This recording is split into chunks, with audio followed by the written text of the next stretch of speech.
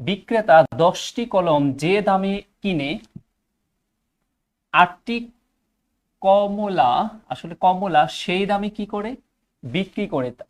এখন তার শতকরা কত লাভ হয়? তার মানে আপনি যে দামে 10টি কমলা কিনেন ঠিক সেই দামে 10টি বিক্রি করেন না, কিন্তু বিক্রি করেন কয়টি? 8টি। তাহলে বোঝাই যাচ্ছে এখানে কি হয়, লাভ হয়। প্রশ্ন হচ্ছে যে শতকরা কত লাভ হয়। তো আমরা এখানে বলতে পারি যে 10টি কমলার দাম জানি না, ধরে নিলাম যে ধরি 10টি কমলার ক্রয় মূল্য, খুব ইম্পর্টেন্ট একটা কোয়েশ্চেন কিন্তু এটা পরীক্ষায় আসার জন্য। ক্রয় মূল্য 100 বা 100 ক টাকা। ফাইন।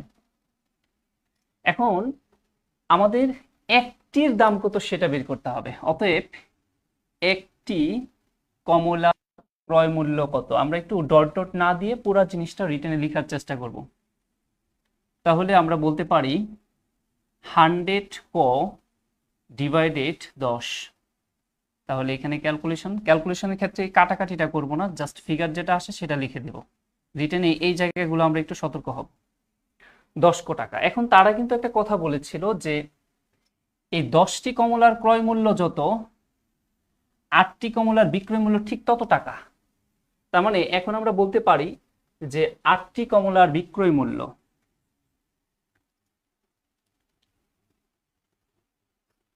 আটটি কমলার বিক্রয় মূল্য কত বলবো? ওই যে 10টি কমলার ক্রয় মূল্য যা ঠিক তাই। তার মানে 10টি কমলার ক্রয় মূল্য কত ধরেছিলাম? 100।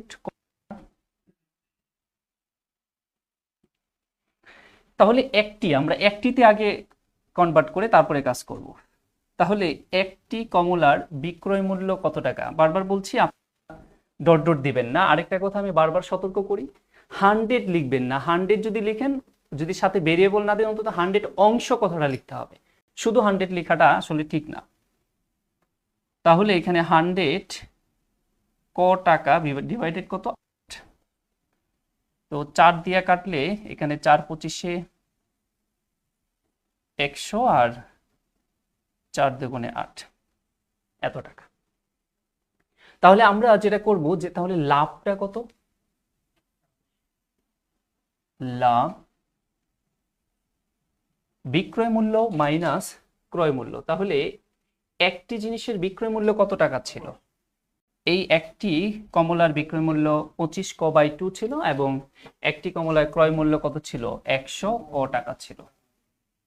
তাহলে আমরা বিক্রয় মূল্য হলো কত? 25 ক, আর একটির ক্রয় মূল্য আমরা কত পেয়েছিলাম? একটির ক্রয় মূল্য আমরা এখানে 10 ক বা 10 ক পেয়েছিলাম।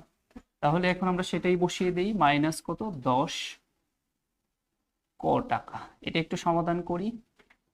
2 যদি লসাগু নেই তাহলে এখানে 25 ক মাইনাস 10 দুগুণে 20 ক। তো আমরা বিয়োগ করলে 5 ক ডিভাইডেড 2। এটা হচ্ছে আমাদের লাভ। কিন্তু তারা আমাদের কাছে জানতে চেয়েছিল কি? জানতে চেয়েছিল হচ্ছে শতকরা লাভের হার কত, তার মানে পার্সেন্টেজ জানতে চেয়েছিল। অতএব শতকরা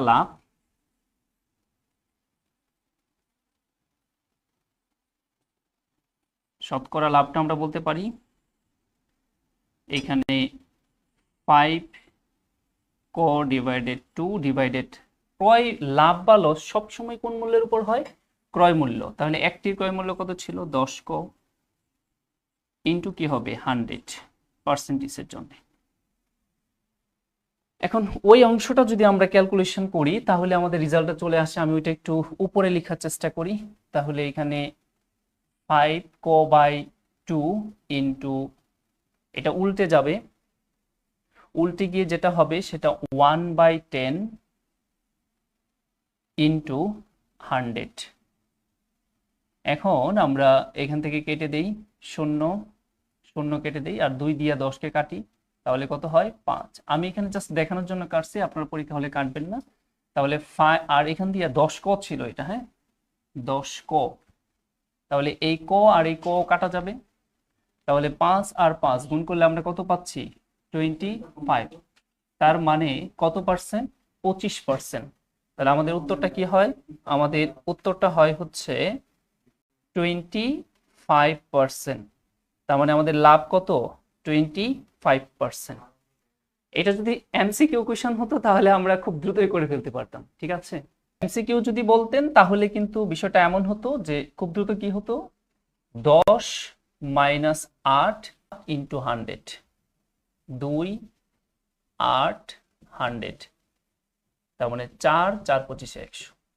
খুব দ্রুত শেষ হইতো, এক লাইনে ম্যাচ শেষ হইতো।